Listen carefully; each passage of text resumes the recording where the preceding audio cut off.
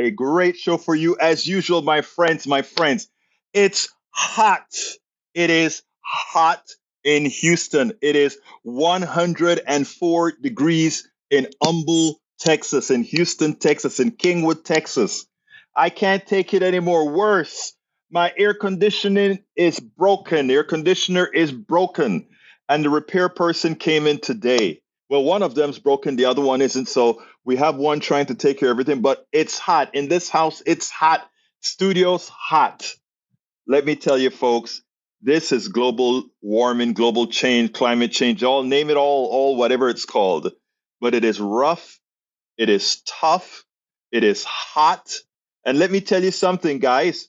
I've been up since about 3:55 this morning. Well, I only got about 3 hours of sleep this morning because after preparing for my KPFT show, I had to drive all the way to the other side of town because we did Politics Done Right Live and You Talk Live, both KPFT programs that I appeared on both of them at the Black Hole Coffee House, where we had some issues to start with in the beginning, but then it got a lot better after we got all our connections and everything worked out. But anyhow, folks, when I left the house at 4:15, it was 80, I think 86 degrees, 85, 86 degrees. And by the time I was on my back, it was crazy. I know, though, if you actually, I have it. Let me tell you, I have a portable in the other place that it's kind of working fine. But I do appreciate the offer. If I was completely stranded, I would have said, "Hey, Ledo, come on over here, drink a cup of coffee with me, and bring that damn cool air, Ledo. Bring that cool air." Anyway, welcome aboard, Peggy Lopez. Welcome aboard, Bridge MCP. Welcome aboard, Paul Fleming. Welcome aboard, Eric Hayes, Melanie Keelan, Michael Rudnan. Tom C is in the house. We have a full house today. May Wood is here. Lee Grant is in the house, who always says, "Hey, y'all." E2247 says, Mitakuye uwasia ete puwapte. All my relatives, good day. Today's visit will be the greatest ever visit, as usual. If you see me start to burn out as we go on, it's because I am burnt out. I'm tired. Yvette Avery Herod is in the house as well. Our beautiful Yvette is here. Melanie Keelan from Barcelona, Spain. Who else am I missing? Paul Fleming Sr. ATL checking in. I know you guys aren't as hot as we are. And of course, the one and only AVQ, Michael Rudnin, taking good care of the kittens, who Melanie Keeler wants to ensure that those kittens are doing just fine. Peggy Lopez says, "Hi, all. Another very hot day here." No, that is in California, right, Peggy Lopez? Luckily, I have no need to go out in the heat. Now for the iffy around here, power to stay on. We've been having the same problems in Texas as well. I think the guy came to try to repair the air today, and what he said is the circuit board went out. And, we've been having all these brownouts and stuff in Kingwood, and I have a feeling that is what occurred. I have a feeling that's what occurred. Egberto, to you, you need to get out of the house, find a place to hold up with AC. Any triple digit temps is dangerous. Hey, Michael, I was at the Black Hole today. Enjoyed it. Enjoyed camaraderizing with a whole lot of KPFT people and regular folks that were just coming into the coffee shop. I think sometime we need to, I need to do this. You know what we should do? We should go ahead and say we're going to have Politics Done Right at a coffee house. Get a coffee house to kind of, know that we're coming, and get all the people within like a 35, 40-mile radius to kind of converge in that coffee house and do a Politics Done Right live. It worked out very well today. I didn't get all of it on video because, again, we had all kinds of things. And when we got everything stabilized, I didn't want to throw the high-speed video out that could have destabilized the internet. We have to work out a few kinks. But altogether, while in the coffee shop, we were taking calls and doing all that stuff on the You Talk show. We didn't do it on my show because I didn't have the setup right for the connections yet. But we are going to have it better as we get along. Let's see what else we got here. Paul Fleming says, "My air conditioner is struggling. I call for it to be serviced." I hear you, buddy. Have the shower in the bathtub. I tell you, that's a good idea. That's a good idea. Keelan says, "Egberto, the transmission was cut short this morning." Yes, I had to cut it because we kept on coming in and out. The next time we're going to do better. We promise to do better. Eric says to stay hydrated. I will, my brother. Let's see. What else we got here? Alistair Waters in the house. The AC in my vehicle isn't working, and my attempts to find out why aren't working. Current status melted. I hear you. When those things go out, it is tough, especially because while you're driving down the freeways in Houston, guys, it may be 104 degrees in Houston. The freeway is 110 to 115. All that concrete and that air is blowing hot. Alistair, my beautiful Alistair, I feel for you. I feel for you. Yvette Avery Herod says, that heat is no joke. Please take care of yourself. Yvette, I should be telling you that because you are out there on the road in the heat, Yvette. In fact, let me ask you, how are you doing? Because I tell you, you guys just won air conditioning in the new UPS trucks. But I know there are a lot of trucks that are still on that don't have air conditioning. So give me an update as far as how you and your truck's doing. E2247 says, speaking of hot, see Jeff Goodell, the heat will kill you first. Life and death on scorched planet. That's interesting. I'll check it out. E2247. Paul Fleming says, I have a portable AC unit that's making up the difference. Yeah, my daughter's room, we want to make sure and keep her very comfortable as she is recovering. So she has the portable thing in her room. So my wife has been sleeping in her bedroom. And you know what? She loves it. A 32-year-old with her mother in the bed with her, they're enjoying it. They're just enjoying it. Egberto, I meant to say have the show in the tub. Oh, Bridge, are you kind of getting like that with me, Bridge? Nah, I'm kidding, girlfriend. I'm kidding, girlfriend. I'm kidding, girlfriend. But that's a thought. Tom C says, high of 70 degree in mid-Michigan today. Y'all welcome to come up here and cool off. I know, getting that nice, cool breeze off those frigid lake, right? The Great Lakes, I can imagine. Let's see what else we got. Eric says, wear long sleeves as your sweat will keep you will vent through a window. Yeah, yeah. I think there are actually some clothes that have the pores in them for you to sweat and for that to work. I think you're right about that, Eric. But he says you usually, Eric, you have to have it vented through a window. Yes, you do. Michael Rodney says, Egberto, only new UPS trucks have AC. Old trucks still running, open sides, no AC. Yvette says, on vacation this week in Miami at a conference, we all won't see AC in all trucks for 10 years. If the contract goes through as it is, it only covers about a third of the current fleet. Wow. Well, you know, that just kind of hit me, Yvette. That kind of hit me. I wish that, but you know what? Here's the deal. Let's be honest now, okay?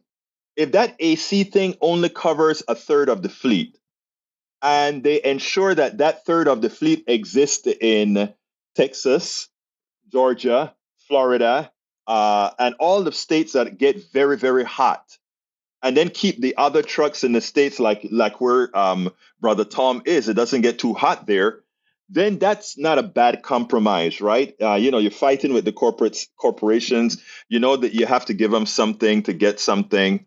Maybe not bad. Did I get that right, or is the trucks or the trucks are not going to be distributed where the hottest temperatures are? If not, I wish that were a part of the contract that says we will move all the non-air conditioned trucks to the areas that don't really need the air conditioning, et cetera, et cetera, et cetera. Eric K says, I mean, the AC hasn't been in trucks, and would you rather have more money? Again, we shouldn't have to deal with health versus money, Eric. I have a piece that I'm doing here on the false rugged, the fallacy of rugged individualism and meritocracy. But that's not the first piece I'm going to do. The first piece I'm going to do, yes, last night. Let me first tell you the story. I knew that I had to get up at about 3:45 this morning because I had to head into town for the show at the coffee shop, and we had to set up and test things out, etc. And John, everybody know John Cutter here. He's one of our great supporters here on the show. He sent me a text as the show was going on, and he said, "Egberto, are you coming to the? You said you're coming to our meeting tonight. You still coming?" And I forgot to put the damn thing on my calendar, so I didn't prepare a whole lot of things beforehand, etc., etc. So how do you tell the guy that You promise you're going to be at that place taping it. How do you tell him, man, I got to get up early in the morning. I can't make it, man. There's no way I was going to do that. So I immediately texted Cutter back, or John Cutter, and I said, hey, man, I'll be there. And last night I packed up and went out there and I taped his program. I taped the speaker that he had. And you would not imagine how happy I was to go out there, not only to tape the thing, because I met all those friends and people out there, the great Kingwood area Democrats, Humble area Democrats, a lot of Democrats, and a couple of Republicans were out there because they were running and they came out there, you know? So it was like, wow, the woman who was the guest speaker, I thought was outstanding, how she connected freeways, roads, with a lot of the ills in the country, redlining, all that good stuff.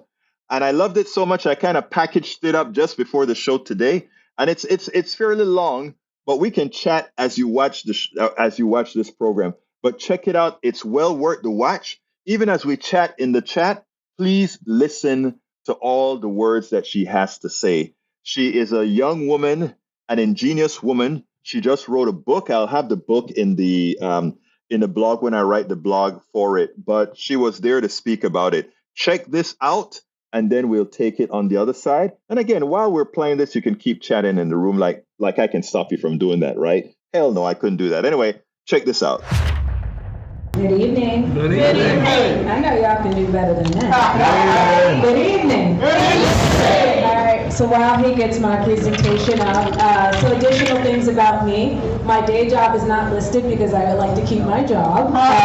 So you can Google to figure that out on your own. But I am a proud member of the Democratic Party. I moved here in Washington, D.C., and I was a member of the executive committee for the D.C. Democratic State Committee. So very involved in D.C. politics. And then just by nature of living in the District of Columbia, everyone that gets voted on and gets sent to D.C., at some point, when you live in D.C., you have to deal with them. And so we dealt with them accordingly. And so I will say, too, 51st state, D.C. But moving on, so I'm here tonight to talk about my book. So this came about before my job here in Houston, and it really is about inclusive transportation. And it's my manifesto for repairing divided communities. Even as I came here today, I had to get across a multi-lane highway, risking my life, just to make left turns to get here.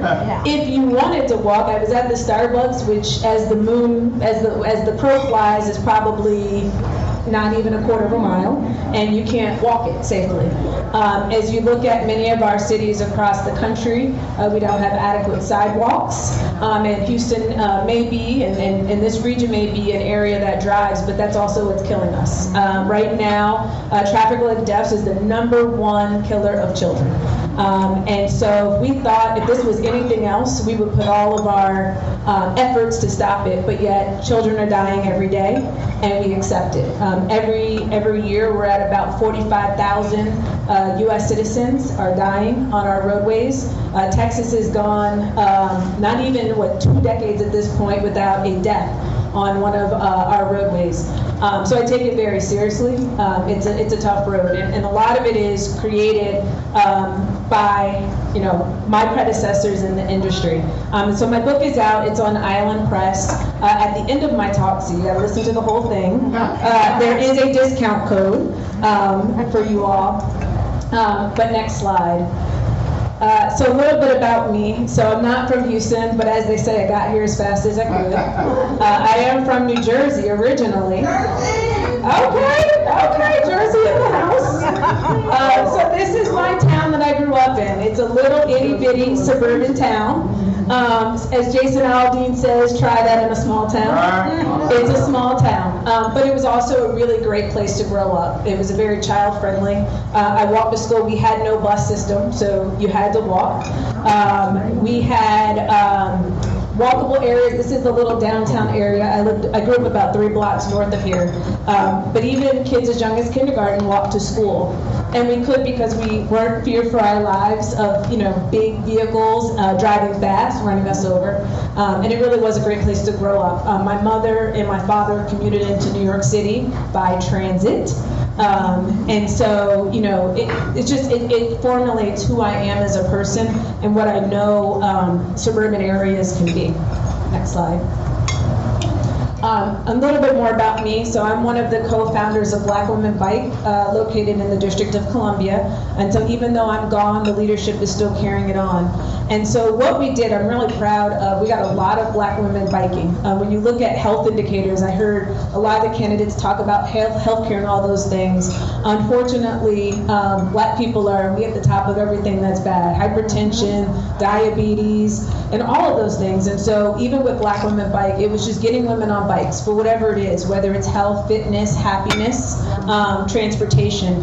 And interestingly enough, I was in my 30s when I started it. I was one of the youngest members. We actually attracted a lot of young retirees who then went on to become licensed cycling instructors and got more retirees.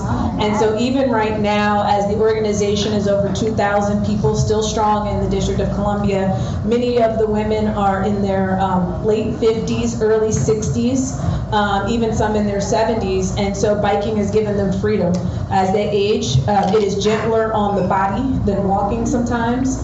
And they're using it as a form of transportation. When you're on fixed income, these gas prices, they keep fluctuating. They're going up, they're going down. But when you're on a fixed income, it gave them another avenue, another option. And it doesn't mean that they had to bike all the time, but it gave them different options and really became advocates for better bike infrastructure so people can feel safe biking around their communities. Next slide. This is me as a child, so I just love this picture. I think I was a cute kid. Thank you. And so I couldn't touch my toes then, but I can now. I am a certified yoga instructor, and I think sometimes people think about yoga as the movement, but it really is an embodied life. I also identify as a Christian, and I am a believer in loving everyone. And so one of the things and one of the principles that really stuck with me through yoga was it's called ahimsa, which means non-harming. And so everything that I do, I try to take it from a lens of not harming people. And even as I write about my book, and I'll talk a little bit about what I call the silently suffering, I try to think about them every time I have to make decisions, sometimes hard decisions, but I think it is very important to make sure that we're not continuing to harm people who are constantly harmed over and over again. So next slide. So this is just to give you a teaser from my book, so you had to go buy it. And I just wanted to talk through it. So today I'm going to focus on 2 chapters, which I think will resonate with this particular group. But the foreword is by Tamika L. Butler. She goes by she and they, but a very, very, very good friend out of the LA area. And so she wrote my foreword and talked about, at the time that I wrote my book, I started before the pandemic. But the pandemic exposed a lot of things. I think a lot of us have changed our lifestyle as a result of the pandemic. As we all sat there for 8 minutes and 49 seconds watching a man take his last breath while calling for his mama. We talk about moms against Greg Abbott, being a mom and someone calling for his mom. And I know that every mom out there had to feel a certain sense of pain. And so Tamika talks about that and why the time is now to have these conversations about inclusivity around transportation. In my preface, I talk a little bit about what it was like to just be an author and the process of pouring yourself into a book that then makes it open for critique, good, bad, and otherwise, and not knowing if you're good enough, not knowing if you qualify as the expert, and then you question, do I have enough credentials to be the voice of this particular topic? And I did, because I wrote the book. 2 is just the introduction. So it lays a lot of framework. So when we talk about how we got to where we are today, and I'll get into that a little bit, it just lays a framework for how our transportation system looks the way it does today. Chapter 1 is transportation is personal, so I'll give you a little teaser on that one in a second. Chapter 2, equity is more than a baseball graphic. Has anyone here seen the baseball graphic where it's equity, equality is everyone gets the same, and equity is everyone, and they're trying to look at a baseball game, and it's like a Kansas City Royals game, and it's like, first of all, who's trying to watch this game? Right? But, I think the challenge is when we say everyone gets what they need, and the reality is there isn't enough time, there isn't enough resources to give everyone what they need, and that's where we really need to uplift the communities that need it the most. And also, too, there shouldn't be billionaires, but that's a whole side point. For chapter 3, should there be a war on cars? I am not anti-car, but I will say that someone talked about science earlier. We talked about science. So the science is the impacts of transportation are felt. It is the #1 contributor to our poor air quality. Again, I talked about traffic-related deaths and fatalities. It is linked to the obesity epidemic and all the other health issues around it. So it's not to say that I'm against cars, but it is a conversation to be had. And as our vehicles get bigger, unfortunately, more people are going to die. There was a graphic that at 20 miles per hour, if you are struck, about 90% of people will survive. At 30 miles an hour, it drops instantly, that most people won't survive. But now with these bigger vehicles, we're even seeing, even at 20 miles an hour, that survival rate is starting to go down. And there's a lot of research out there. Dangerous by Design is one, if you really want to just get into the weeds. Dangerous by Design by the Coalition for Complete Streets, which is all data, it's all facts, no alternate facts, just the facts about where people are dying across the country. And this region is ranked, I think it was 16th, I believe, in the nation for pedestrian deaths. Number 4 is power, influence, and the complexity of people. So I'm going to give you a little bit more on that one. Chapter 5, bringing it all together, is really written for the engineering and planning industry. But I think as people who are interested in these things, that chapter might interest you.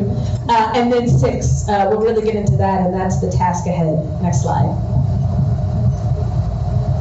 So how do we design our system? I'm not making this up. Feel free to Google. So next slide. So this is a picture. It's what I call, what is this? It's the American dream. And so when you look at suburbanization and what happened, you had people who wanted the suburban dream of a house, a picket fence, a dog, a cat, and a vehicle. And so that was around the 1950s is when you first hear the term American dream. And at the same time, so we're in the Jim Crow era, you have redlining, which has been now proven. So there is redlining, and a really great book, if you are interested, called The Color of Law, that documents redlining in several cities across the United States. So you had redlining, you had protected covenants. And even the thing that's interesting to remember for people, even with protected covenants, it also included people who were Irish, Italian, and Jewish. And many of those protective covenants still exist today on deeds and the deed restrictions. And I know that even here in Texas, there has been a big effort to attempt to get those removed, but they still exist across the country. And so next slide. And with that, and the American dream was about a very particular type of person, one would call the WASP.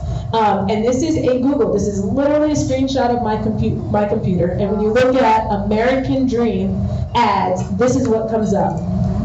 What do you notice? Okay, yeah, they're all white. Great. Next slide. Good job. Powers of observation. This is the one slide that doesn't have white people featured, and this is people who are waiting in line for food. So next slide. And so when you think about our transportation system, that's how we got to where we are. So this is a map from 1960 of East Baton Rouge. Anyone here from Louisiana? No, family from Louisiana? Been there. Been to Louisiana. We'll go with that. All right, so East Baton Rouge. And so what this is, it's kind of hard to see, but it is a parcel map showing property ownership. And then it's kind of faded, because again, this is from 1960. You see this faded line. And so that's where they were planning Interstate 10 through East Baton Rouge. Next slide. Okay, and who lived in East Baton Rouge? Mostly black and Italian. So the arrow points to a property owned by my family. So my great-grandmother had a house in the front, and then my grandparents had a house in the back. And my mom lived in that house until she graduated high school. So next slide. So this is a picture of my great-grandmother's house that you see from the arrow. That's my uncle. I know, he's so handsome. So that's my uncle. And then next slide. This is what it looks like today. And so everything is gone. The back tree, that's where my, that back pillar right here, that was where my grandparents' house was. And so all of that now is I-10. And even for me as a child, I went to go visit my great-grandmother, so I was fortunate enough to know her, and visiting her house at 8 years old, and her house was actually under the highway. So my grandparents sold that house probably when I was around 8 or 9, and then she moved in with my grandparents. And so I say that to say, I think sometimes we think about these highways, and it can feel like it was something very, very long ago, but my mother is very much in her right mind, and she remembers everything. And then there's family stories of like cows going off the highway, and I haven't been able to verify, but you know how families are. And so there's people, even if we think about this region, who remember what it was like before the highway came, and before it was expanded, and before houses were removed, and all those things. And that's the impact that we have. And I will give a lot of credit to the Biden administration and the members of Congress who voted for the bipartisan infrastructure law, not the ones that didn't. Yeah. But the ones that did, because there has been a huge focus on reconnecting communities. There has been a huge focus of at least making some attempts to get restoration, because there's scars in every city that you see across the country where neighborhoods were just completely demolished. I experienced recently where there was a road, and in the middle of the road are still bodies from a cemetery that were never removed. And so it is still, we're still reaping the residuals of decisions that happened in the 1960s. So next slide. And so I will skip ahead to chapter 4. So in chapter 4, I talk about power, influence, and the complexity of people. And although I'm writing it from a standpoint of transportation, I think it is relevant to a lot of the conversation that I heard, a lot of the things that the candidates mentioned. So next slide. So this is a picture of really, really, really, really awesome people. I had an opportunity to go to Salzburg Global Seminar in Salzburg, Austria. And so in Salzburg, it is called the Meeting of the Minds, where they bring people from all over the country to just discuss a topic. And whatever the topic is, and whatever happens, or whatever comes out of it, happens. And so my particular seminar that I went to was talking about the built environment and the impact on public health. And so you had people like me who were engineers, you had planners, you had activists, you had community organizers, you had people from the medical field, both from practicing doctors as well as people on the public health side, and just bringing us all together.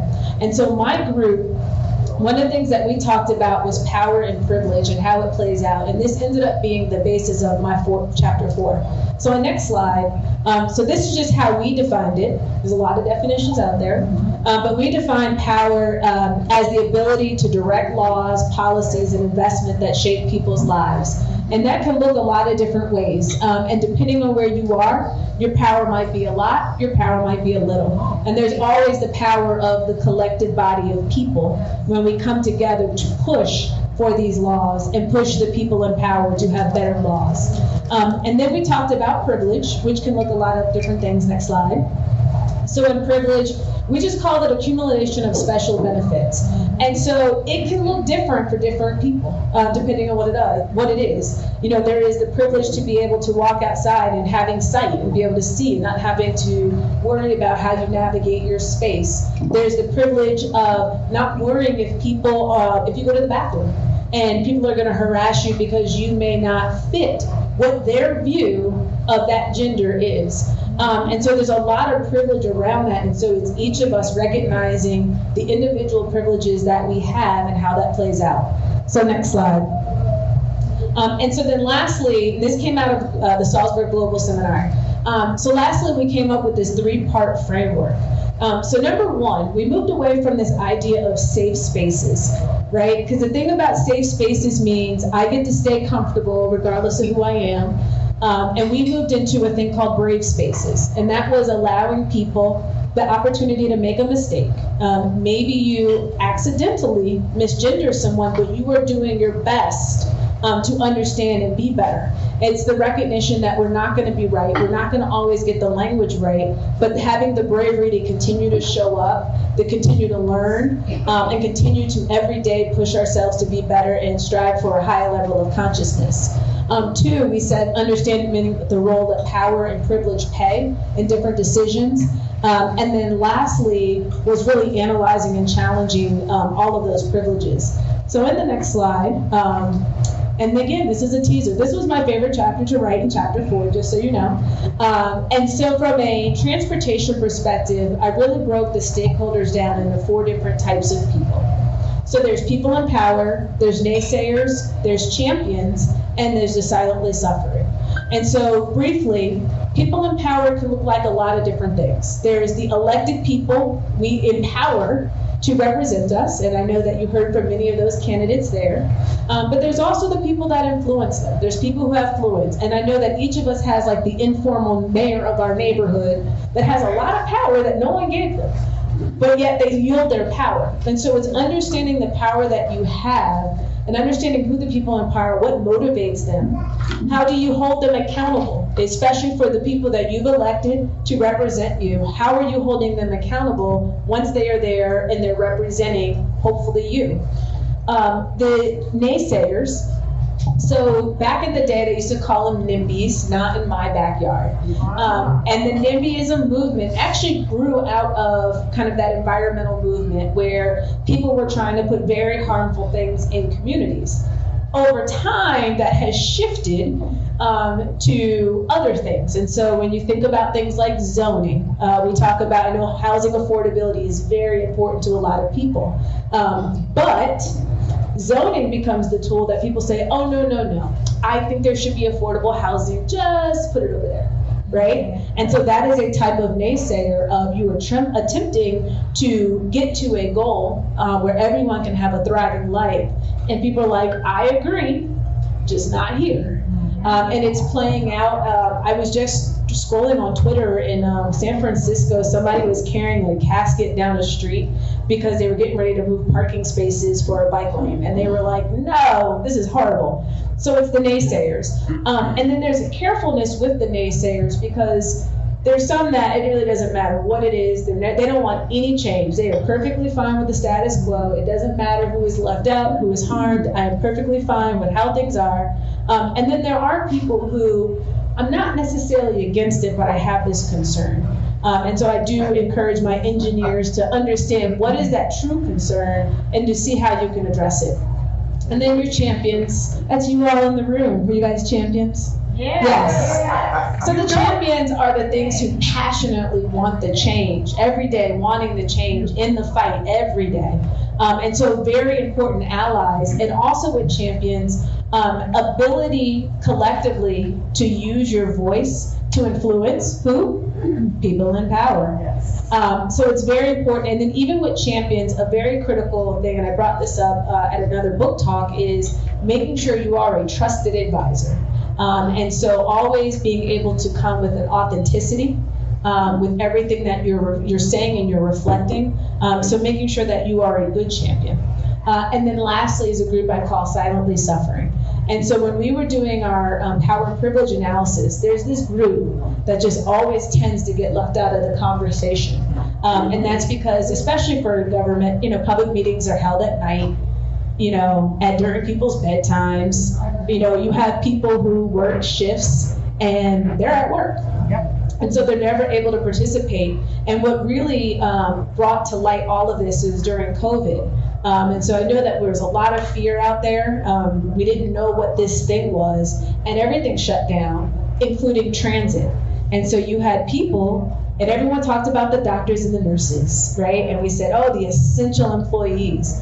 But no one talked about the cleaning staff, the janitors, security, the orderlies, and all of that, the people who support the doctors and nurses.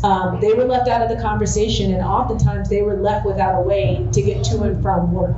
And that is what I mean by the silently suffering, and making sure that in everything we do, we're keeping them in mind, we're engaging them, and we may have to engage them differently. I shared an example of working on a public transit project where we literally, we looked at the data to figure out when people were getting off the bus, never on, off the bus, and we set up a meeting in the bus stop. So you couldn't miss the meeting, it wasn't inconvenient.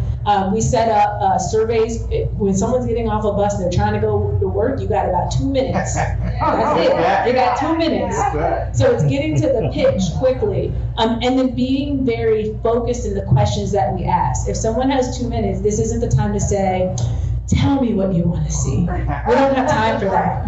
So getting to the point quickly. And so the data and the feedback that we got actually helped move forward. Otherwise would have been a hard project to advance. And so just in everything you do, always think about the people who are silently suffering. Next slide. And this is my favorite chapter. So let me tell you, so I didn't write the chapters in order. I wrote chapter 4 first. Again, it was my favorite chapter to write. I probably rewrote it multiple times. I wrote chapter 5 was an easy chapter. I wrote 1. 2 and 3 were hard because I was trying to figure out what goes in 2, what goes in 3. But chapter 6, let me tell you, Texas. Being here, I had scrapped my original chapter 6 and had to write a whole new chapter 6. So I'm from as I mentioned, I'm from the East Coast. I mostly have lived in blue states. And even growing up in New Jersey, we did have a Republican governor, Christy Todd Whitman. She was actually pretty reasonable, as a governor. EPA administrator, but she was a really, really reasonable governor. Outside of the whole, what do you call it? Profiling, racial profiling of state troopers. That aside. But, that problem exists in a lot of different states. But being here and I feel like I'm in the belly of the beast. And it really opened my eyes to a lot of things. And I'm giving you all this because, it is very easy living on the outside to be like, oh, Florida, go to Florida, Texas, go to Florida too, and Texas, go to Texas. Oh, that's just Texas. But the thing I've realized being here, now that I've seen the other side and I've been here, I see that this is really just the test bed. Florida and Texas are just the place where people come to test how far they push, and if it works, great, then we'll go do it elsewhere. And so I have been ringing the alarm to the people in the advocacy community of we can't write off what's happening.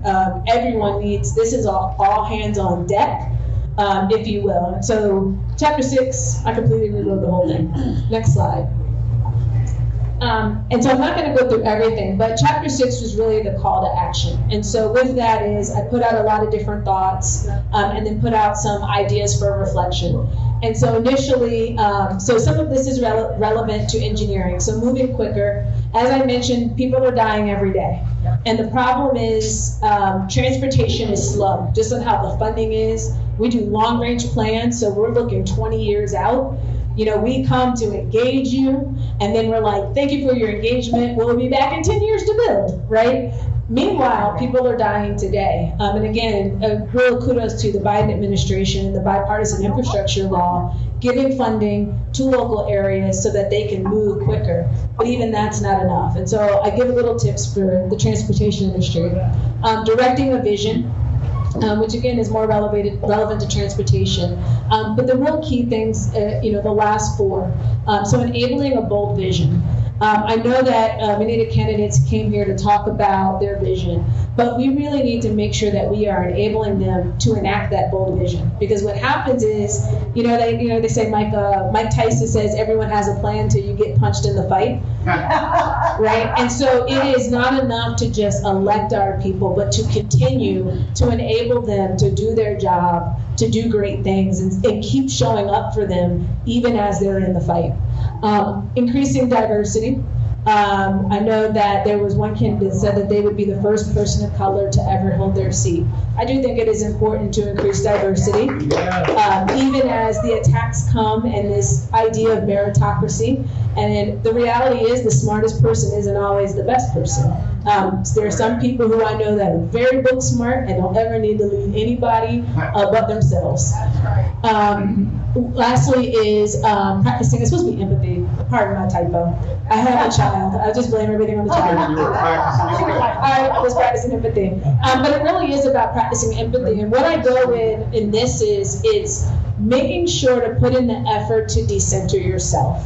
And it can look like a lot of different ways. It doesn't have to be something performative. It could be something as simple as I love reading, and so I am very intentional to seek out books where the main character, the protagonist, is someone completely unlike me. And I've read books where the protagonist was a transgender woman, and it was a sci-fi. I read books where the protagonist maybe had a disability, and so what it does is it's a fiction book, but in that author, particularly when they're writing from their representation, you get to see their thoughts, you get to hear their anxieties, so that you can just have a better understanding of people. And then lastly is understanding the opposition. I know that you all know your opposition very well. But really understanding the opposition, understanding what is motivating them. And I will say, just speaking as me, and no one else, don't email my boss and get me fired. But I will say, we are really up against something in this nation. I think that in the Hamilton song, the nation's fighting for its very own soul. And that's how I feel right now, the just constant attacks on people. And particularly as someone who, again, identifies as Christian, I just don't see how hating someone plays into Christianity. So just know your opposition, know what motivates them, and be prepared. And so lastly, I had to add this slide in because I did an interview, and so someone was like, oh, so if we practice empathy, that means that we need to take a time to understand how white supremacy. I was like, no. And that's why I had to pull up this James Baldwin quote. Because I don't need to understand that. Because if we can't agree that I'm a human, there's nothing for us to agree on from there. So I just wanted to end with that. And so thank you so much for your time today. Last week, we were talking about issues, and I said rugged individualism is only for those who have, one, made it, however they made it, those who are privileged, or those who were inherited their stuff. And I gave some other options. And when I did a short, I broke all of that down into 58 seconds. And I did the video for the shorts on YouTube. That is one of the ways that we bring people into the subject that we're talking about. It's a way of bringing more people in to see the story. You kind of grab them by that and come in. But what surprised me the most is some of the messages that I got. Some of the messages is like, "Oh, shut up! You just want to live off of somebody," or "Shut up! You want to do." And by the way, the attacks came from all directions, but the attack that most hurt, I don't want to say hurt because I'm not hurt by the attacks, but most surprised me was a guy who said, and I wish I had pulled it up here, but he said something to the effect, "Go get a job. You should, anybody who wants to make it can just lift themselves up by their bootstrap." And then he admonished me. He said, "As a black man, I am telling you, I am ashamed. You, as a black man, is coming out here and telling just in effect, keeping our community in the dire straits that it is with what I said." And I started to think, for somebody, a BIPOC, a black person, Latino, whatever, in the way society is right now, to attack me as some, the stereotype he himself has on people who he says look like him, because he says he's speaking to me, black men to black men, is in effect what he was saying, right? And I started to think, and I'm like, a cancer is real. Earlier in other subjects, you've heard me talk about the Munchausen syndrome, the Stockholm syndrome. I sat down and that one hit, because I'm saying, let me see, am I coming across wrong or not? Because what he was saying, in effect, is, I made it.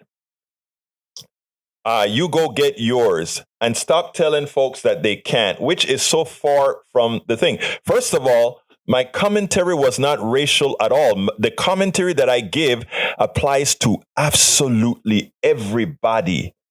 Absolutely everybody, right? But secondly, he was under the impression that somehow what the black and other BIPOC communities are going through are self-inflicted. And it's easy to jump to that conclusion, lift yourself, like the brother David who just called and talked about lifting oneself up by the bootstraps. It's easy for us to buy into the narrative that all these problems are self-made. And it was easy for me earlier in life, working hard, and I gave you guys a story about working hard, other people working hard, and seeing a beggar on the street. So anyway, all of this, attacks from the right, attacks from what I probably this was probably a black dude on the right as well, who lift himself up by the straps, etc., etc., etc. And this is what I wanted to say, right? Rugged individualism is a farce. I need every single one of you who are listening to me right now, whether you're in your car driving to work, whether you're taking care of a kid, whatever it is that you are doing right now, I can tell you with a straight-faced and honest, what I've learned, what I've taught myself, is that all of us form a society and we all need each other, right? I used to believe in this rugged individualism thing. I formed several. What this guy didn't know about me was I wasn't speaking for myself. I formed several companies. I've worked for all the big shots here. I've done all these kinds of things, right? And this is not about self. This is really honestly not about self.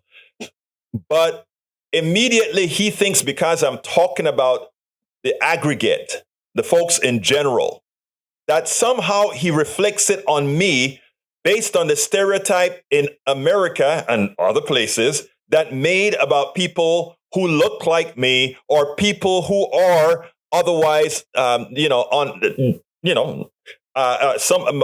white brothers and sisters in Appalachia who nobody gives a hoot about, right?